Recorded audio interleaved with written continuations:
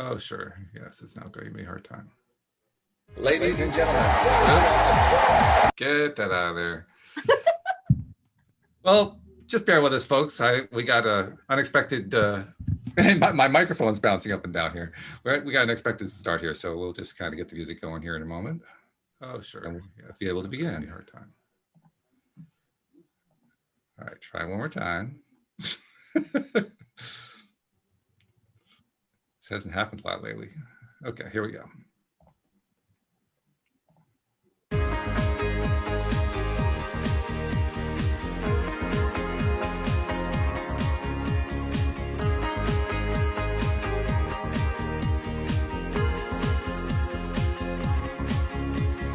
Welcome to LOA Today.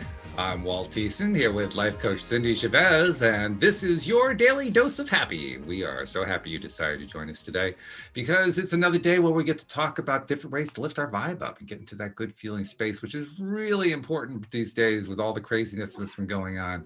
And Cindy, you and I were talking about before the show and the various ways it can affect us. And, you know, when it starts affecting you, that's kind of like the reminder that says, oh yeah, I'm supposed to be working on my vibe. That's what it was. Yes. So, you know, we're going to work on the vibe a little bit more today. And we got a great way to get it going, by the way, because you'll remember last week we were talking about dream interpretation, right? Yes. And we got an email from Deborah who kind of got that conversation going with her message from that week. And so I wanted to read it to you because it's really, really cool. She says, thank you and Cindy so much for the fascinating discussion about dream interpretation. I am most definitely going to go through the process that Cindy talked about regarding that dream, and it's already triggered a few thoughts and interpretations. Mm-hmm. Loved the spiral comment and how we're never really starting all over again. That so resonated, especially I think because of what both the stream of David and Abraham say on the subject. I'm so glad you both found the dream very interesting too, and it was interesting. It seems such a significant dream to have, possibly literally as the year turned, as I was asleep by 10 p.m. that night on New Year's Eve. My partner and I always ask each other on waking about our dreams, and it's usually, nope, can't remember. But that morning it was, boy, do I have a humdinger of a dream to discuss. The whole discussion was really interesting and so helpful. I'm going to buy the dream interpretation book that Cindy mentioned, as that process sounds brilliant. It's really given me enthusiasm for exploring the rich realm of dream interpretation. It's always freaked me out a bit, the possibility that our dream life is our, quote, real, unquote, life. But it's more and more evident to me that our lives are very akin to a lucid dream anyway, one that we are so very capable of molding ourselves for our continued expansion and joy. So thank you with love and appreciation. Kind of made me think of the Matrix when she said that, you know? Right. There's a saying that one of my teachers has said before, and it's an affirmation that says, I am the dreamer and I am the whole dream. Yeah, that's good. Right. Yeah. So I think it's wonderful that the conversation already triggered some ideas, you know, for her. Yeah, definitely. Absolutely. So I figure that's a good way to get the show started because, I mean, that's a nice one. That's a really good email. I like that. Yeah. My husband and I do that when we wake up. We talk about. Do you really? And he has great dream recall. And I haven't had the best dream recall for the last few years, probably because I haven't had the best sleep. You know, dreaming is actually important to our well-being and our health. And so if you never remember a dream, then there's something going on there. It's worth looking into. But one of the tricks that I learned for dream recall, if you're someone who says, oh, I never remember my dreams, is to start keeping a dream journal. And when you wake up, because it's really easy when you wake, you say, okay, I'm going to keep a dream journal. Every morning, I'm going to write down my dream. And then, you know, you wake up in the morning and you don't remember a dream. It's really easy to say, oh, and just don't even pick up the notebook, right? Because it's like, well, I don't remember it. I don't have to do it. It's like, right. And you skip it. But the trick is to actually open the notebook anyway and to write the date and to write, I don't recall my dream right now, but maybe I will later.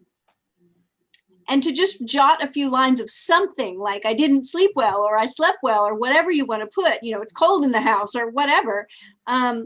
Because I think something about that habit triggers something in your subconscious, right? It's like, well, she's going to write in this notebook whether I remember or not. I might as well start remembering. I think it's a directive that we send to our subconscious to start, okay, this is important. I need to start remembering. That's an interesting idea, especially in the context of what we previously talked about and what I've been talking about on the podcast, like with the ARAS, the filtering system that's built into the back of our brains. That kind of makes you think you're programming that to say, okay, let the dreams through. I mean, they're not really sensory, so. But why not? I mean, that could be part of the same thing. I think so. I mean, it makes sense, right? And the idea about dream life being like the real life. Yeah, that is, I think I've told this story before, but years ago, I decided I was going to have a lucid dream. I really wanted to know what that was like. And I set that intention like every night. Like I read books about lucid dreaming, you know, really trying to get it into my mind and my subconscious. So I'd start paying attention. So I would do this. I did all the tricks that you're supposed to do. Like one of them is looking at a clock all the time during the day. Every time you're around a clock, which I have a clock in my kitchen, I have a clock, you know, several clocks in the house. So anytime I have to look and then look again. Because if I look at the clock, you know, right now it's 3:07. Now I look back at it, well, it still says 3:07. It might say 3:08, but those are my only choices that's going to happen. But in a dream, you look at the clock, it says 3:07, you look away, you look again. Oh, it says, what? 8:30? How did that happen? So it's called a reality test. So if you're doing that all the time, you'll start doing it in your dream. And then, of course, in the dream, when you look at your watch and it's 1 o'clock, and then you look again and it's 4, you're like, wait, oh, I'm in a dream. And as soon as you say that in the dream, where you recognize I'm in a dream, if you can stay asleep and stay in the dream. Yeah. Right. Then you have like control over what happens. And even sometimes people that have nightmares that are really scary have used this to stop that process, because all of a sudden they realize, oh, this is just a dream. Like, I'm not afraid of these things, that it's just a dream. And so it's really useful. And so I started doing that and was doing it all the time. And I had a lucid dream. I had a lucid dream that I talked about the other day where where my brand new countertops in real life were black granite. And in my dream, I was talking to my son and I looked over and they were white. And I said, hey, wait a minute, our counters aren't white. And I was like, we're in a dream. And I jumped up and touched the ceiling, and I'm only 5 feet tall. So that was kind of a big deal. But I started having more and more lucid dreams. And then I got to that place where the lucid dreams felt so much more real. Wow. Than like waking life. Everything was more intense. Colors, smells, sounds were sharper, clearer. And it kind of scared me, to be honest. You know, it was about 20 years ago. And I remember that I was in a grocery store and I had gone to get gas before I went to the grocery store. And when I got to the grocery store, I had a cart full of groceries and I was coming up to the line and I went in my purse to get my debit card out and it wasn't there. And I thought, oh no. And sometimes if I ran my debit card through the gas pump, I would just stick it in my pocket while I pumped the gas. And I had these pants on that had these really shallow little pockets. And I said to myself, oh, it fell out of my pocket at the gas station. Like, I lost it. I lost my card. And then all of a sudden I had this idea that I really could just, as if it were a lucid dream, I could just decide that my credit card was over like in the frozen food aisle or something and walk over there and pick it up. And it freaked me out because I kind of knew it, like I know my name, like I know, even to this day, I'm like, I know I could have done it. But I decided that if I really did that and went over there and picked it up, that I would just completely lose my mind and not be able to deal with life anymore. I was like, I don't know how I'll handle it. So no, I'm going to assume I lost it at the gas station. I'm going to call the credit card company and have them cancel it. And I'm going to use my other card. I'm going to stand right here in line and I'm going to stay right here because I'm not ready for that now. I'm ready for it now, actually. That is funny. That's really funny. Well, you know, you touch on something that people often bring up, and that is fear of getting what you want. You know, I think like Deborah talked about that spiral that we talked about last week. I think that I'm in a place now that if that happened this week, I'd go look for it. You would, okay. Yeah, because I'm not afraid of like, how am I going to deal with this if this actually happens? But then I was like, I won't be able to deal with the whole paradigm of what's going on if I really can do that. If I can just pull my credit card out of thin air when I absolutely know I lost it somewhere else. Yeah, it's kind of fun to think about now. Very cool. I like that. Yeah. I mean, every time you've talked about lucid dreaming, you give me like one tiny baby step closer to being interested in trying it. But up until this point, I really haven't had the interest. But at least you've now planted in my brain, in my mind, or actually I planted it there because I accepted it, the idea that I can use the clock thing as a way to get there. I said, okay, well, if I ever do decide that I want to do it, at least I know how to get there and how to get out. Have you ever seen the movie? Have you ever seen the movie Inception? I don't think I have, no. Oh, okay. Well, then you just have to go watch it. No spoilers. Okay. Okay. But there's a reality test in that movie because the movie is about dreams. So. Oh, okay. Okay. Well, this isn't about dreams, but it does follow up on the whole concept that we were talking about of the work that we do on ourselves and whether or not we venture out to do things like lucid dreaming and so forth, because this actually comes from somebody who has contacted the show previously. And she's somebody who I interact with on one of the Law of Attraction groups on Facebook. She sent me a personal message because she was really stuck on something and wanted to get my take on it. So I answered her, but I figured what she had to talk about here, the question she was raising was a really good one for you and me to talk about. So her name is Tasfiah. And once again, that was, she actually typed it this time, but the first time her name was in Arabic letters. I think they were Arabic. So I had to run through Google Translate to find out how to say the name. But it's Tasfiah. And she says, I have started meditation and prayer as a self-love activity, and I am sticking with it. Good for you. But there's a problem. Every time I start this kind of thing, all the painful memories start to arise. I try to process them and I do try to look at it from their perspective, but the pain doesn't seem to go away. So what can I do about it? She asks. What do you think? That's a fairly common thing, I think.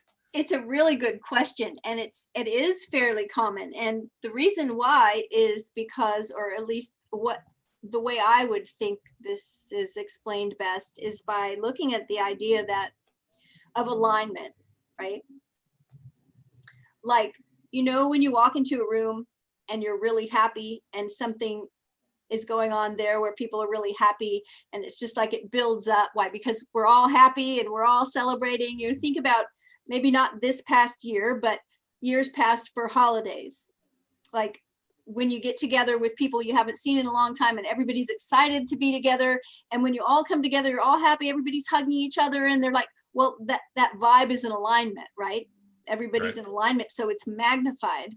And in the same way, think about, when you have to go to a meeting with some people who are not in alignment with you and you're not really excited about having to go, right? Or maybe as a kid, you get called down to the principal's office, or maybe as an adult, your boss wants to have a talk and it's not sounding like it's going to be comfortable.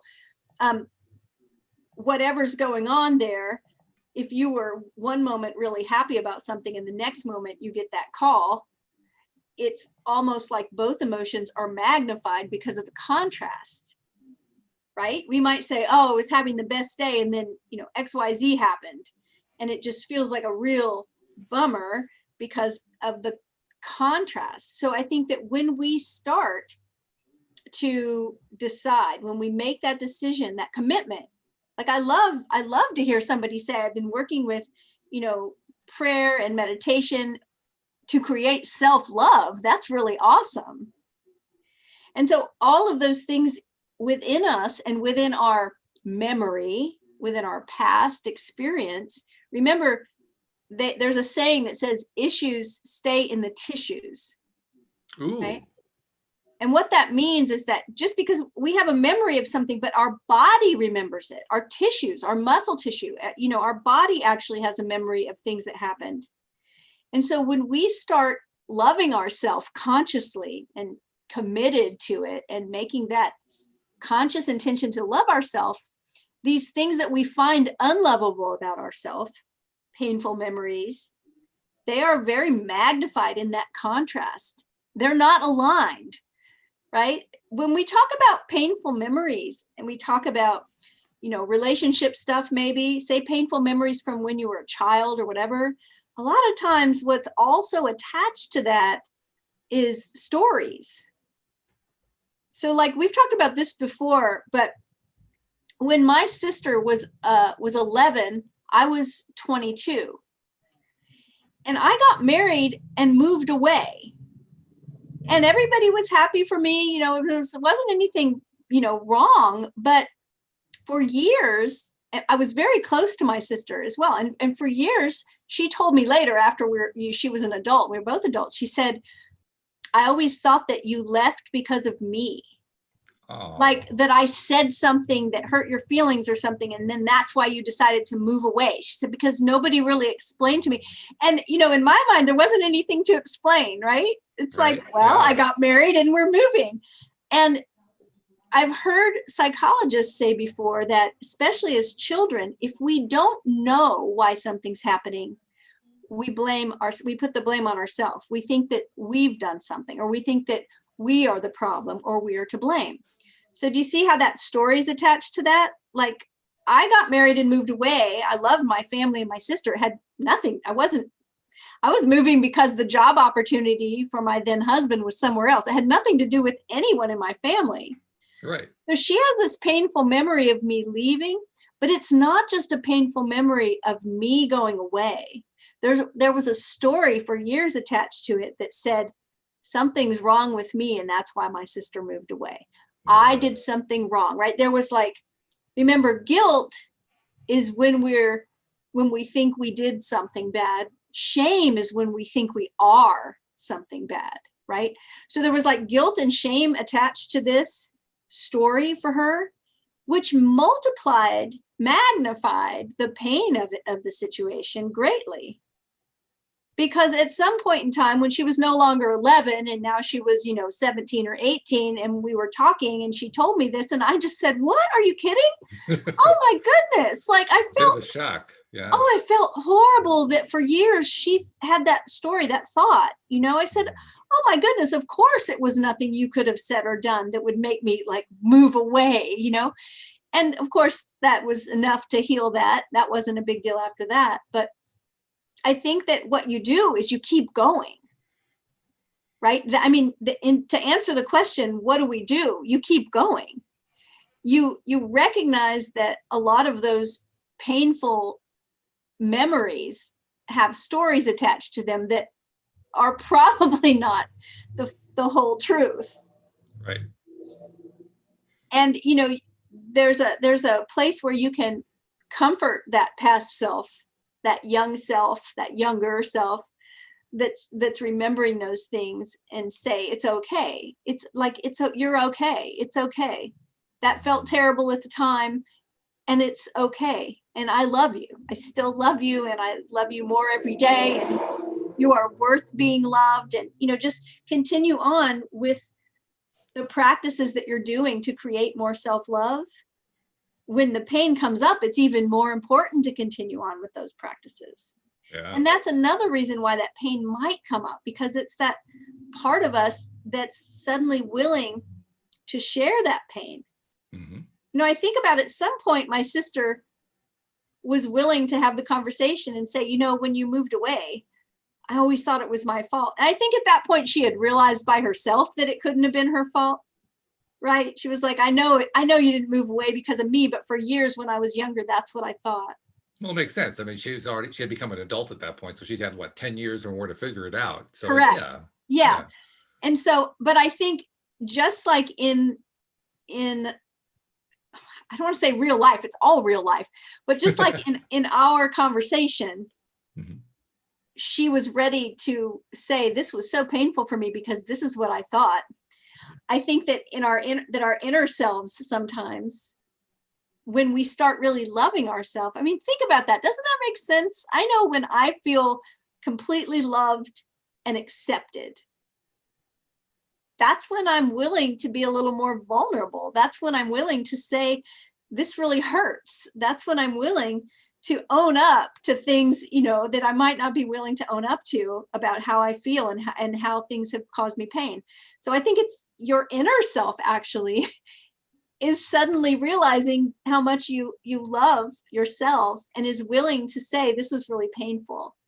And all you have to do is like, just look at that without judgment and just have understanding and grace towards that part of you that experienced that. That's really good. That's how I would deal with it, just off the top of my head, being asked this question, because it's really interesting. I never really thought about it before, that once you make that commitment to self-love, what do you do if all these painful things keep coming up? Well, I think the best thing first is to figure out, why would that happen? Why would these painful things come up? And maybe that's why. It's part of you that feels pain and just wants to be loved. And here you are offering love. And so it's showing up saying, please love me. Here I am. Yeah. That's really good. I like that. Yeah. What comes up for you? When I first read the message from her, the first thing that came to me was, she's doing meditation and prayer as self-love activities. And I thought about that and I said, okay, well, meditation is where you're basically just trying to clear your mind. You're trying to get into a calm state. And yeah, thoughts keep popping up. So you say, oh, they popped up again. I'm going to calm it down again. You just keep going through that process. And over time, your mind starts to calm down and you can actually get to the point where it just gets quiet, which is nice. That's like the best thing in the world, because all of a sudden, all those old tapes aren't playing anymore. So the meditation part, okay, that sounded pretty good. Then the prayer part, and I thought about the way people usually pray. And I said to myself, that could be like a two-edged sword, depending on what you do there, because very often people pray from a negative vibration. Something didn't go right, something didn't feel right, something was not what they wanted. They're feeling afraid, they're feeling lost, they're feeling depressed, they're feeling anxiety, they're feeling a bunch of stuff. And the prayer ends up being some variation on, please help me not to feel this thing I don't like feeling. And when you get into that kind of a prayer mode, all you're really doing is reinforcing the thing you don't like. And it's something that I think it's ubiquitous. It happens across religion. It happens across the world of law of attraction. It happens across all societies. People just tend to do that kind of thing. And so when she mentioned the painful memories, I'm saying to myself, I wonder how she's praying. I wonder what it is, what kind of prayers that she's saying. Because she said these are for self-love building. Mm-hmm. But she didn't say anything about how she was telling herself that she loved herself. She was saying that she was praying. So I thought, what's the prayer? What exactly? That's interesting. So many prayers come from that kind of victim status place, right? And I mean, we've all experienced that victim energy before. Sure. There's no judgment from me about it. It's part of human life, but we don't want to stay there. We want to be able to recognize when it pops up. And, you're making such a good point that it brought to mind, there's a teacher that's very popular that many people love. Her name is Tosha Silver. I love her. Her very first book was called Outrageous Openness. And when I first read that book, I felt a little bit jealous because I felt like I could have written that book because so many experiences and I was like, and then she talked about Florence Scovel Shinn and how much she loved Florence Scovel Shinn. And I was like, well, no wonder I love you, person, because I am a big fan of Florence Scovel Shinn. Well, Tosha Silver wrote another book called, I think it's called Change Me Prayers. And the thing I love about that idea is that her prayers are not so much saying, please make this thing go away because I hate it, but change me into someone who knows how to deal with this, right? Change me into the person that deals with this with ease. Change me into the person who loves myself, even though I'm having painful memories, right? It's kind of along that line. And so I think you're right about that. You really hit on something there, that it's important to kind of go in and figure out how we are praying. What is the intention behind it? Not only the intention behind it, but how are those words? I don't know. I've been talking about this a lot lately, but I think words are very, very important and powerful. actual words, right? That's why they call it spelling. It's like making a spell. It's important how we phrase things and how we say things, how we talk to ourselves, how we affirm things, and yes, how we pray. If we are people who pray, how do we pray? I think that the words are important. I think the intention of the heart, yes, is maybe more important. Sometimes our words come out jumbled or don't come out right, and the intention is kind of like what they'd say about gift giving, right? It's the thought that counts. And yet I think the words are important. I think it's important for us to take a look at the words and see what they are, to have integrity and keep our word, so that our word will be powerful. So I like that idea of examining how we're praying. And I'm reminded also of the fact that you and I spent a lot of time here on the show investigating the books of Neville Goddard, including a book about prayer. I think the actual name of it was The Art of Prayer or something like that. Right. Yeah. And what was he talking about there? He was talking about the feeling behind the prayer. Right. Well, if the feeling is she's experiencing from saying the prayer is a painful feeling, then I have to ask myself, what was the feeling that went with the original prayer? I mean, Yeah. we don't tend to get delivered the wrong messages, we don't tend to say, okay, here's my great feeling, and get back, well, here's a reason why you should feel terrible. It's not the way it normally works. Yeah. No, it's really thought provoking to consider what's not just what's behind it, but what's actually going on. And I think the reason why it makes a difference is because when we start examining whatever it is we're saying, we become very aware and conscious and intentional and deliberate about how we change that, what words would be better, right? It's like when we write a poem or we write any piece of copy or write a book and we go in and edit it, we start to get very intentional about what words we use, and we really want to convey a certain message and a certain feeling. So I think that that's really important to think about here, is that just the act of getting more aware and more deliberate about how we say things could actually change the outcome of how it's affecting us.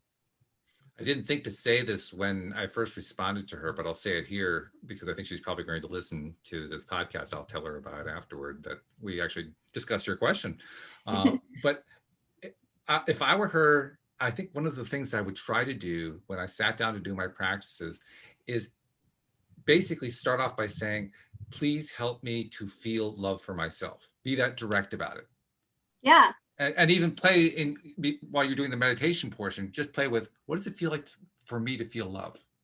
Or even before you sit down to do it, ask the question, what does it feel like to feel loved? So that you can kind of start tapping into what that feeling is. Now, when you actually start doing the prayer, now you have a feeling context to work from. Yeah. But if you don't do that kind of setup, that preparation, you're kind of going with whatever your prior feeling was before you even started the activity by default, whatever it might have been, and you're kind of at the whim of whatever it is. Mm-hmm. So that's where the mindful part, I think, really becomes important. It isn't just being mindful about what's going on; it's being mindful about what you're feeling. What are you bringing to the table as you're doing this activity of building self-love? Because it's kind of hard to build self-love from a perspective of lack of self-love. So you kind of have to get it all, in alignment. Yeah, no, so true. Just the intention of, and commitment level, right? Of loving yourself and not being deterred when these other things come up, but knowing that it's just part of the process. Yeah. Yeah. That is a big thing, because I think you're the one who describes how it's never a smooth curve, right? If you draw it on a graph, how we want it to go, that's always, we draw that as a smooth curve, but how does it actually go? It's like it's all over the place. That's right. That's right. That story, that was like 30 years ago or maybe 35 years ago, and it affected my whole life, because I realized that, for those of you that haven't heard that story before, I was in the midst of a healing crisis. I was really, really sick for about 2.5 years. And I had started to have some good days, and I thought, I'm well.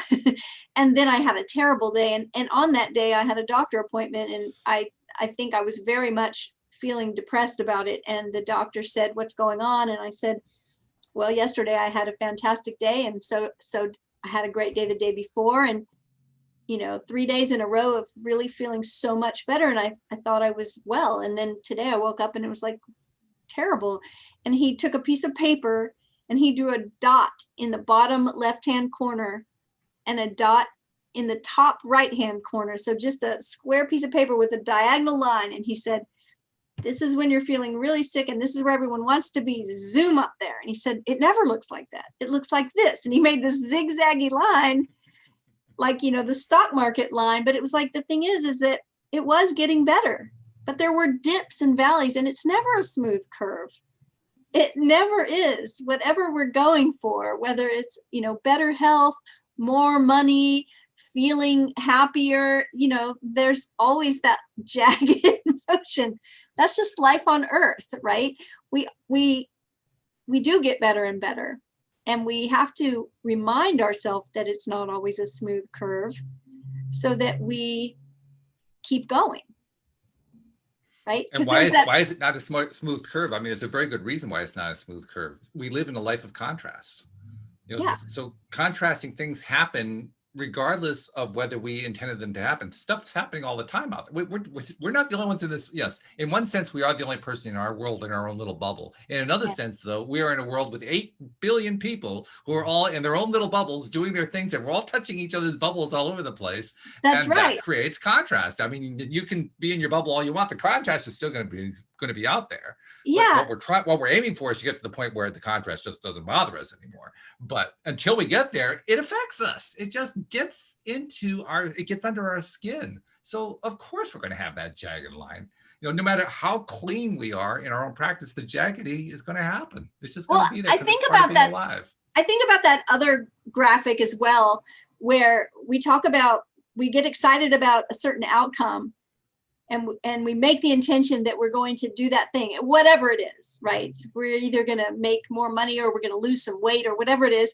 And we start doing the thing that we think we need to do. So maybe we want to lose weight. So we start working out, we start eating better, whatever it is. And we do it and we do it and we do it and we don't see results. So we stop. Yes. And that part of the graph, that beginning part of the graph where we're doing these actions and we're hardly seeing any results, it's called the Valley of Disappointment. I'm pretty sure if you Google Valley of Disappointment graph, you'll see it. And most people quit right before that line gets ready to zoom up and give them results. They stop during that because they're disappointed, because they're like, this isn't working, right? I'm doing this thing and it's not working. And so it's like one more reminder to keep going. There is a place where you recognize that whatever it is you're doing isn't working, right?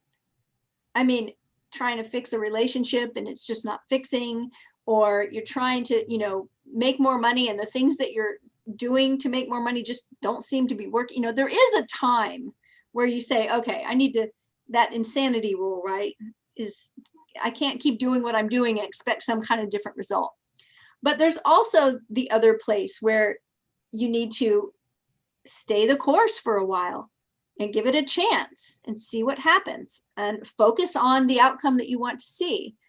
You know, so 2 different things. I will tell you this weekend, Walt. This weekend, today I had an aha moment connected to something that happened this weekend. I made a wonderful brunch on Saturday and then almost finished cleaning everything up, and the sink wouldn't drain. So I did what I usually do. I have a couple little tricks. You know, I live in a house that's almost 100 years old, so the plumbing, you know, isn't brand new. Stuff happens. But it wasn't working. So I called for reinforcements, which is my husband. Sure. Now, friends and family often refer to my husband as MacGyver because he is a wizard at like fixing things with whatever is on hand. Like he jump started a car with a computer one time.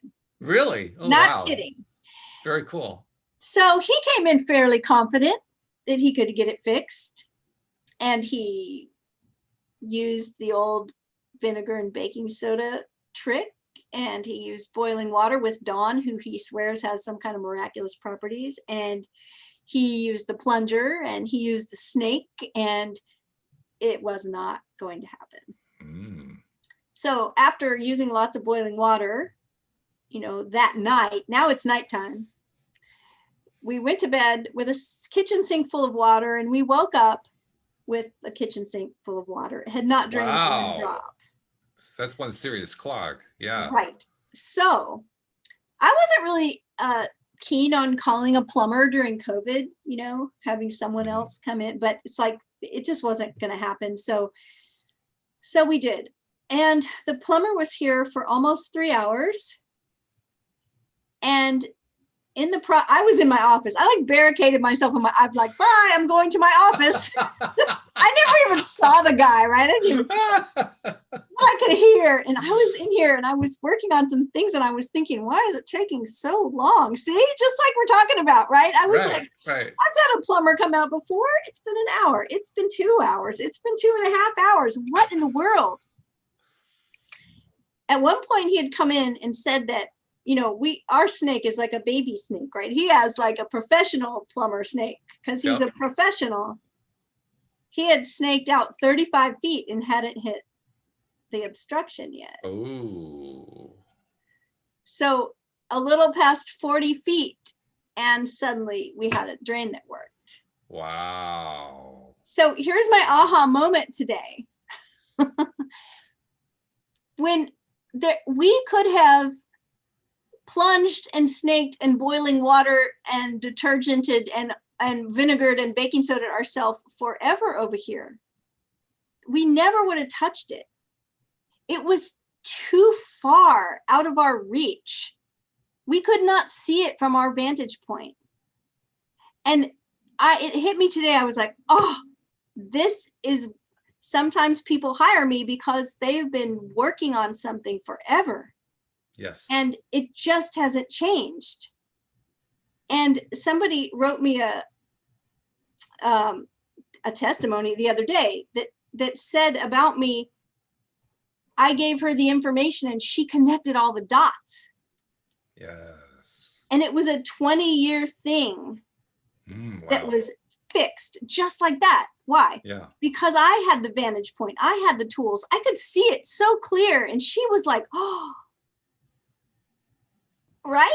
So it hit me that this is why sometimes we hire a professional. Yeah. And I swear, we never would have got that clog fixed. Yeah, 40 feet out. That's a long distance. that's almost out to the curb, depending on how far your house is. Yeah. Yeah. That's a long way. So I'm not just here like pitching myself, but there are lots of professionals out there.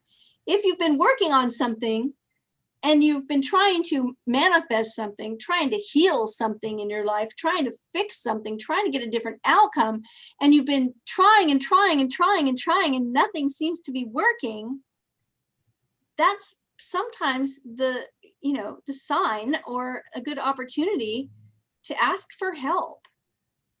Whether it's hiring a coach or, reaching out to Walt on the podcast or whoever you're reaching out to. But sometimes it takes that outside vantage point. Sometimes it takes a different perspective. Sometimes it takes somebody who's a professional at whatever it is that you need. So don't ever be afraid of like getting professional help, whether it's therapy or a coach or a doctor or, whatever it is, because we're all here together. We weren't meant to always go it alone. That's true. Yeah. We talked about this before. Hyper independence is a trauma response. That's true. Oh, I'll do it. I got it. I'll do it myself. I'll go get a library book. Nope, I can. Oh my gosh, I was the poster child for this. Really? I mean, so many things. I said, oh no, I can take care of it. And I still have a habit to do that. But I finally realized that no, sometimes it's just worth reaching out.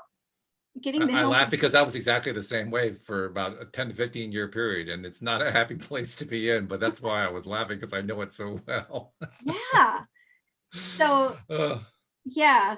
I'm also reminded too, what you make a great point about the value of reaching out to a professional for help when you need help. But it also reminded me of something. One of the things that the people in the positive psychology movement talk about is the value of social connectedness. They say it's the number one predictor of life success, no matter what kind of success you're Yes. talking about. And it's actually twice as likely to predict life success as smoking cigarettes is likely to lead to cancer. I mean, that's how potent, that's how Wow. powerful the likelihood is. So with that in mind, I had another conversation with somebody online, again, kind of a similar thing in that they were stuck. They were really, really deeply stuck. And in this case, it was a woman who was stuck. And not only was she was stuck, but she had a toddler and she also had an infant. And she was finding herself constantly getting sucked down into that negative vortex despite everything that she was trying to do. And I began to realize she doesn't sound like she's connected to anybody. She sounds like she's like you said, she's that hyper independent person. I'm going to get it all done myself. And Mhm. so the question I asked her, and I haven't heard back from her yet, but the question I asked her is, what does your social network look like? First of all, what's your relationship with the father? I'm hoping it's a good one. If it is, reach out to him, tell him what's going on. But more than that, what what does your friendship circle look like? I mean, is it Yeah. all a group of Instagram only friends, or do you have some real friends in there who can actually trust to reach out to them and say, look, I got this stuff going on, and I really need to get on top of my game in terms of looking at stuff from the positive side rather than the underbelly side, and I need you to help me stay there. Do you have somebody like that you can reach out to? Because if you can, reach out. That's what that connection is for. That there's a very good reason why people who have good, strong social connectedness succeed is because they reach out and they take advantage of the network. They use the network to their advantage, and they Yeah. also expect the members of their network to reach out to them because it's a reciprocal kind of situation. So that's what I thought about when you pointed out the value of reaching out to a professional. It can also be to a good social network. Yeah, well, we talked about this before about, the person that said, what is the most important thing that you can do if you need to find a job? Mm-hmm. Tell everyone you know, Yeah, right. right? And it was like, when I heard that, they were saying, almost 9 out of 10 jobs are because somebody knew somebody. Mm-hmm. And not in a way that, we're gonna, not nepotism kind of things, but Not the because, old boy network. right, but because, okay, I've got 2 candidates for this job. One of them I've never heard of before. The other one is about the same qualified, and they know Walt. Yeah. Huh, okay, well, it's that kind of thing. And so I kind of adapted that in my coaching to when people will come hire me because they want to be in a relationship. I started Yes. asking them, of the people that you hang out with, of your family, of your neighbors, of your friends, of your coworkers, how many of them know that what you really want is a life partner, is a husband, is a wife? How many? And I've been shocked at how many people said to me, oh, I don't think really anybody know. So tell everyone you know.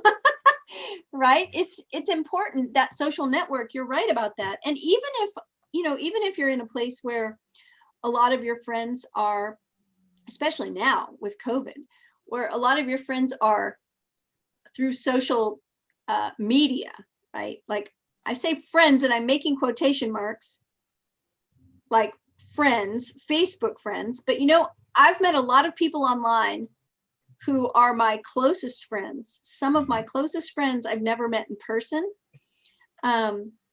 Some of my closest friends, we talk on the phone every week, but I've still not met them in person.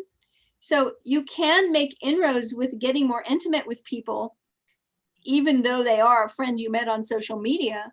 And like you were saying, Walt, to reach out for help, an accountability buddy through text messages is one way to do that. Let's text each other every day with a good uplifting thought or something. It's just that accountability that we need, but it's connection. We are small group primates. We thrive in small groups. We are made to be connected to other people. And when we get in that space where we're going to do everything ourselves, we're not going to reach out for any kind of help, it's hard, because that's not really how we thrive. In fact, what you're pointing out here has it literally has a depth aspect to it. because I was thinking about, I've been doing my research to become a public speaker and what my talk is going to look like and so forth. And I ran across a quote by a former Cornell University student who talked about, in her quote, about how when she first went to Cornell, first of all, she was a transfer. She went to NYU first, and then she transferred to Cornell. And she had made some friends there, and there were people who later on in her description became very, very close friends, very, very dear friends. But at that point in time, where she had just started to get to know them and so forth, she didn't really feel connected to them. Now, the way she said it was, I didn't really feel worthy of them as friends. I wasn't really confident that I could, trust their friendship and so forth. And the way I interpreted that was she just hadn't developed the deep relationship yet. And it clicked. I said to myself, it's not just social connectedness, it's the depth of the social connectedness. How deeply connected are you to the people that you're connected to? If the connections are deep, then and presumably positively deep, I'm going to also have to kind of throw that in there too, because you can also have a deep relationship with somebody where you basically go down that negative spiral with them every time that you talk with them. You don't really want that one. We're talking about the other kind. Right. But if you have the depth of connectedness and you build that depth of connectedness, now it can become a real strength. It can become a real asset. And as I started thinking about that, I also started inventing in my mind little games you can play. Because one of the great beautiful things about having close friends is you can play games, especially when you're younger. If you're in college or whatever, I mean, that's part of the college experience is, doing things fun with your friends. Well, I kind of took some of the more famous games and I kind of twisted them around, like Truth or Dare. I mean, it's a game a lot of people like to play, and it's really caught on in a bigger way lately among younger people too. Now, Truth or Dare is all about how embarrassed can we make each other? I said to myself, well, it doesn't really have to be that way, does it? We can create a new version called Liking Truth or Dare. And in the liking version, you either tell something intimately true about yourself that's building yourself up, or you have to be dared to say something about somebody else that helps build them up. So it becomes a let's build each other up kind of a game. Love it. Which is quite different from the original Truth or Dare. Right, right. But why not change the rules around that way? And now you're turning it into something where it's a mutually supporting thing. Let's build each other up. Let's help each other build that really strong core base of self-love that we all need anyway.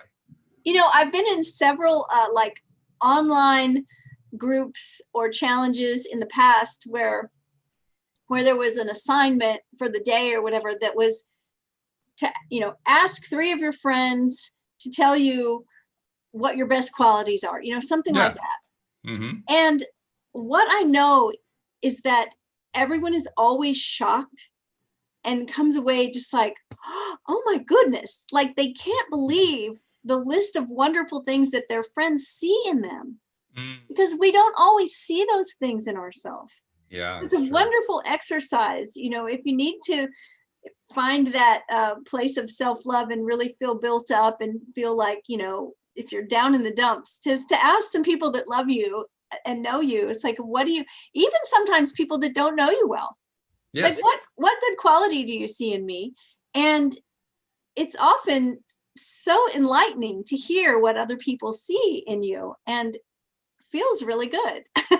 It does. Well, and there's also another benefit too that it's easy to overlook. I learned this one from a new friend named Debbie Garcia. She was on the show one time, and she has a podcast. I was on her podcast too. And she does this really, I'll call it a game. It's an activity that she does with guests who come onto the show or people that she interacts with. She says, okay, just based on what you know about me so far, really quickly, give me 5 words to describe what you think about me. Whatever the first 5 things that come to your mind. So I came up with 5 things. And she said, those 5 things, after I named them all, she said, those 5 things are actually true of you. I'm acting as a mirror to you. Yes. Thought, oh, wow. That's really cool. I have seen that done before, and I like that so much. Yes. Yeah. So there's another example of how you can, working with somebody else, you can help build each other up. Because in that case, you're showing how each of us is a mirror to the other and vice versa. And reflecting back to us that which we most admire about ourselves without actually having to go there directly. We do it indirectly because we're admiring the other person. That's great. That's wonderful. I love it so much. And it's so important, these little ideas about who we are and how we show up in the world Mhm. can really help us to hone in on that and create the version of ourselves that we want to be, Yes. right? Yeah. Yeah. You're Imagine if we closer took than you think you are. That's right. It's really true. Yeah. I mean, and the other thing that occurred to me, I mentioned earlier the ARAS, which we've talked about before. This is all about programming the ARAS because that it's a programmable filter, right? Yes. So literally, whatever we deliberately choose to give our attention to, we are telling that part of the brainstem to let more of that stuff through to our conscious mind. Right. And whatever we're taking our attention away from, we're telling the ARAS, don't filter that stuff out. Don't let that stuff through to our conscious mind anymore. Correct. So when we play these games like this, they work well with our just doing it with ourselves or just doing the meditations or prayers or self-love mirror work, whatever. But they also work great when we do it with somebody else. And when we do them regularly, we are reprogramming the ARAS. Yes. And We're also reprogramming what's going to come into our lives in terms of our experience. The stuff was already there. Like you said, it's been there. We're so close to it all along, but now we're noticing it. Now we're saying, oh God, there it is. Holy cow. And also when we involve other people, we are building, not only building our social network, but we're building the neural network. That's right. Yes. Right. So that's a really important thing to remember, is to build those connections, because you're building connections in your brain. Yes. At the same time. That's huge. Ooh. That's really, really I know, huge. I'm kind of excited about this. Well, I'll tell you another one. This is another game that Louise and I invented, and this one works either with somebody else or on your own. You can do it either way. It's more fun to do with somebody else, but you can do it either way, and it works just fine. You can do it looking into a mirror or just sitting at your computer or sitting in your easy chair or whatever. It doesn't matter. Sean Aker, the positive psychologist, calls it 3 gratitudes. I call it 3 good things. That's Louise and I call it. Literally at the end of your day, you sit back and you ask yourself, what are 3 things that happened today that I can identify, that I can relive in my mind, and I can just kind of re-feel what it was like that worked out well, that was different from prior days. Yes. Now, if you can't think of anything that was different from the prior day, at least go for something you can think of that felt good that you did do on a prior day. But where possible, you aim for something that you didn't feel on a prior day. And it really works you. It works your brain sometimes, especially if you had a kind of a rotten day. You have to find something. You have to find, please, I got to find anything, something, I picked up a muffin, it tasted good, anything.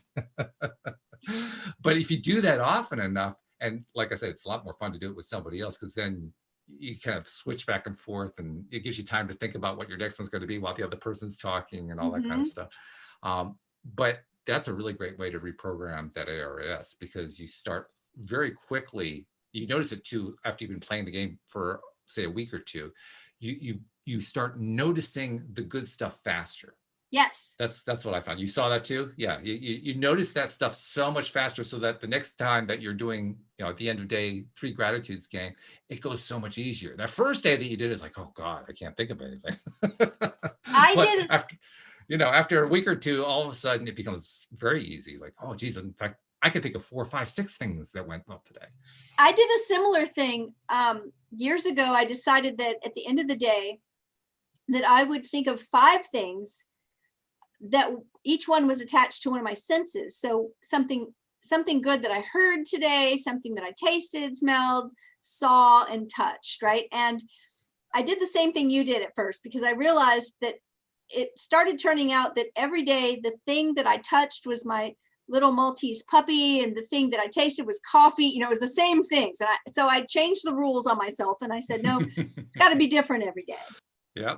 And about a week into it, somebody had sent me flowers, and they were on my kitchen table, and I was moving them, and they were roses, and they smelled really good. And as I moved them, as I smelled them, I got excited, because I was like, oh, this can be the thing tonight that I smell. Mm-hmm. And I noticed that suddenly my brain was trying to point out things to me, things that smelled good, things that tasted good, things that were beautiful, things that I like to hear. And suddenly, I was rewiring my brain, exactly like you said, to look for those things.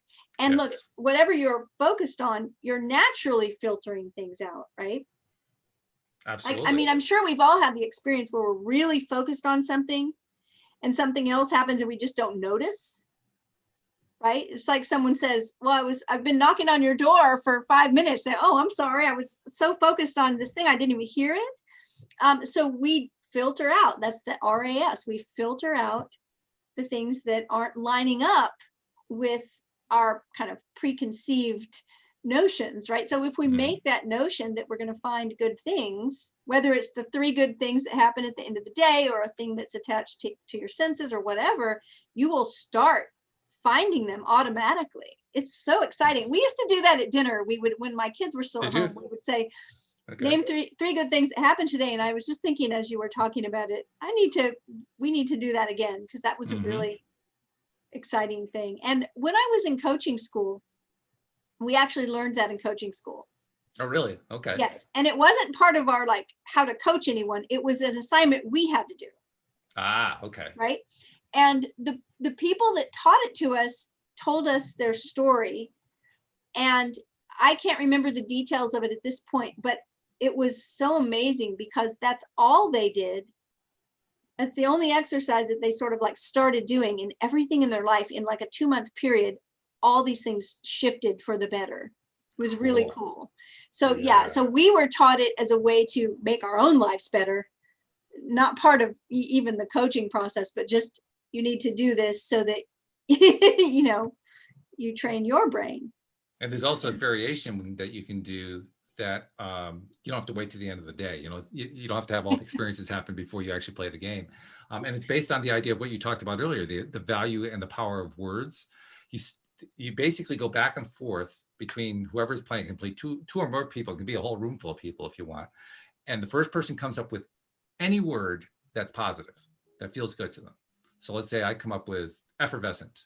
And then you go to the last letter of that. That begins with that ends with the T. So the next word has to begin with a T. So somebody else has to come up with a word that begins with T that has a positive association. You just keep working that over and over again. Or a variation is you just go through the alphabet one letter after I another. So love one person this. comes with A, the other person comes with B, C, D, E, and just work your way through Q's, J's, Z's. Those are the tough ones.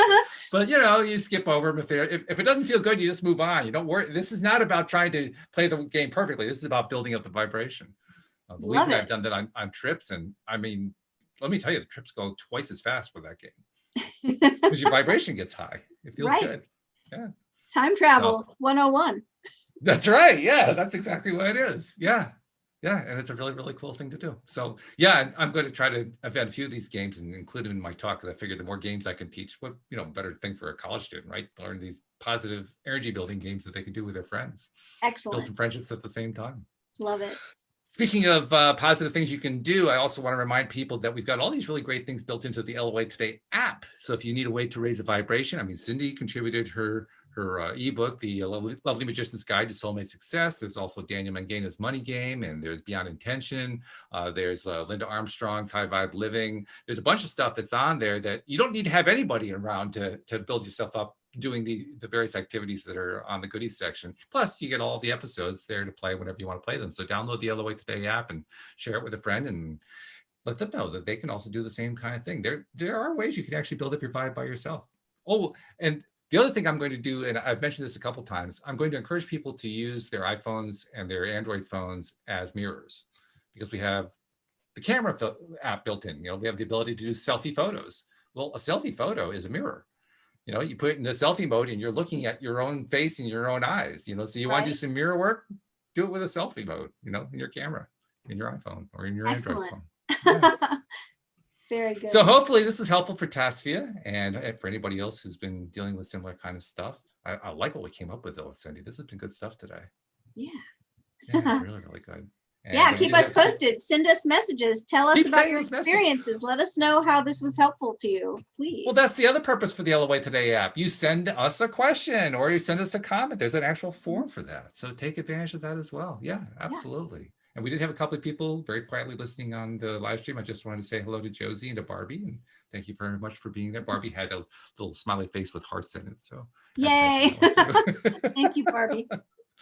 Barbie's definitely one of our loyal listeners, as is Josie. So we appreciate them so much. And we appreciate you, Cindy. By the way, we haven't done this in a while, but let's remind people, how do they reach out to Cindy Chavez, the coach? Because you pointed out there is a value sometimes to reaching out for help. How do they reach out to you? Yeah, they can reach out to me through the LOA Today app. They can visit my website, cindychavez.com, CINDIECHAVEZ. I have a contact me on that page on my website. I would love to hear from you, however you reach out. Yeah, give me a shout. There you You go. can find me on Facebook, Twitter, Instagram. I'm all over. Just So the gauntlet's been thrown down. Contact her. Don't wait. Do it right now. And meanwhile, we'll have to draw our close and say thank you very much, and we'll see you all next time here on LOA Today. Goodbye, everybody. bye, everyone.